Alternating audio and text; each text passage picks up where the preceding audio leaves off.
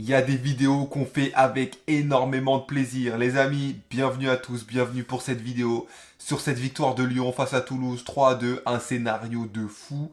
Lyon a mené 1-0, s'est fait remonter au score 2-1 avant de remonter le score pour terminer 3-2. On va parler de tout ça. Avant tout, merci pour toutes les personnes qui m'ont lâché un petit like, ça fait plaisir.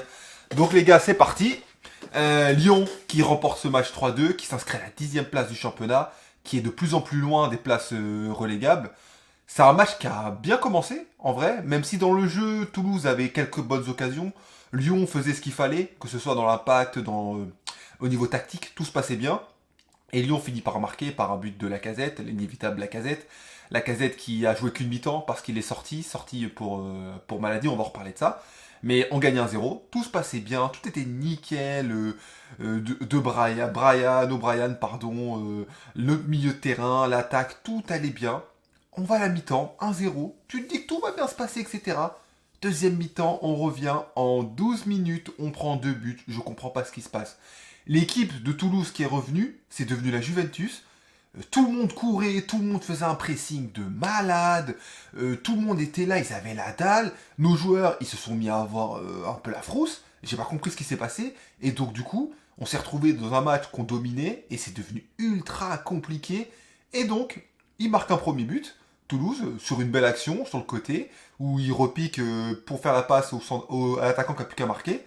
Et un deuxième but sur un penalty mérité. Nuama, non seulement Nuama, il a le ballon dans la surface, il tente un dribble, le dribble il est raté. En plus derrière, il va tirer le maillot, mais tu sais, il tire pas le maillot vite fait, il tire le maillot comme ça. Bah l'arbitre il siffle, c'est évident qu'il siffle. Et même quand il revoit les images, il se dit bah oui, il y a péno.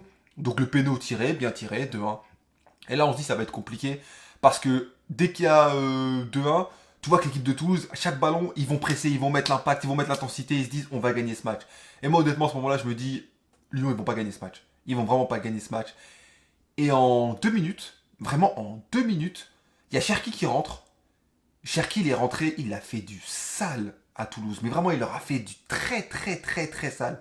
Alors Cherki, c'est pour ça que Cherki est aussi frustrant, parce que quand tu le vois jouer à ce niveau-là, tu te dis que s'il jouait comme ça tout le temps, ouais, ce serait l'un des meilleurs joueurs du championnat. Mais vraiment, il a tout fait Cherki. Hein. Que ce soit sur le but, il y a une action où il dribble 3 mecs et il n'arrive pas à marquer au bout, mais il avait vraiment tout fait. Tout était juste, les dribbles, les passes, tout était nickel, c'est Cherki aujourd'hui. Vraiment, Cherki, c'est le top joueur du match. Il a vraiment tout réussi. Lui et Mata, vraiment, Mata, oh, il a fait un match de dingue, Mata, sur le côté droit. L'impact qu'il met, quand il y a le nouvel rentrant de Toulouse qui est rentré, l'impact qu'il lui a mis, vraiment, il a vraiment des énormes qualités, ce Mata, vraiment, c'est vraiment un excellent joueur. Matic qui fait toujours du bien. Même Baldé qui fait une bonne entrée, tout comme Fofana. Le seul joueur en vrai qui est rentré, qui a pas beaucoup apporté, c'est Orban. Quand je dis pas beaucoup apporté, c'est un peu dur parce que collectivement, il a fait des efforts. Tu sens qu'il est mieux que d'habitude au niveau collectif, mais au niveau individuel, par contre, on l'a pas trouvé. Que ce soit en profondeur, que ce soit en point de pivot, peu importe, on n'arrivait pas à le trouver. Et c'est pour ça qu'on a galéré pendant aussi longtemps parce que pendant un moment, dans la première partie, pardon, de la deuxième mi-temps, on tentait des passes vers Orban et là où la casette il allait conserver le ballon ou tenter une remise vers un autre joueur, Orban, en fait, il perdait le ballon tout de suite. Et donc, du coup, ça mettait l'équipe en difficulté. Donc, c'est ce qui a rendu le match aussi très compliqué. Il n'y a pas que ça, mais ça a contribué à ce que le match se complique. Mais il y a eu les 2 buts de Lyon. Et ensuite, Lyon a su gérer. Ça fait plusieurs fois que Lyon remonte un score alors qu'ils sont en train de perdre. Et ça montre que vraiment, psychologiquement, dans la mentalité, il y a eu un vrai changement dans ce Lyon. Parce que le Lyon d'avant, il était incapable de faire ça. Il était incapable de faire ça. Il se faisait remonter au score, c'était fini. Mais là, on se fait remonter au score, on panique pas, on pratique le jeu. Et ça permet cette victoire, très belle victoire pour le mental, très très important. Comme je l'ai dit, Lyon est 10e, Lyon est à 9 points des places relégables. Lyon peut commencer, je dis bien commencer, à regarder devant. Faut pas qu'il s'enflamme, 10e c'est le milieu, il n'y a rien de fou. Mais cette victoire, elle fait du bien dans le sens où tu sens que là, maintenant, vu le nombre de journées qui restent, il faudrait vraiment qu'il y ait une catastrophe industrielle pour que Lyon ne se qualifie pas. Pour que Lyon ne reste pas en Ligue 1. Donc je pense que Lyon peut espérer viser un peu plus haut. Après, il faudra voir dans les matchs suivants comment ça va se passer. Après le retour de la trêve internationale, bon, Cherki n'a pas été prêt avec l'équipe de France Espoir. J'ai envie de te dire tant mieux. Enfin, tant mieux pas pour lui, parce que lui, il doit être déçu. Mais tant mieux pour Lyon, parce que du coup, il va pouvoir se reposer, il va pouvoir travailler. Parce que Cherki, là, à ce niveau-là, c'est un titulaire.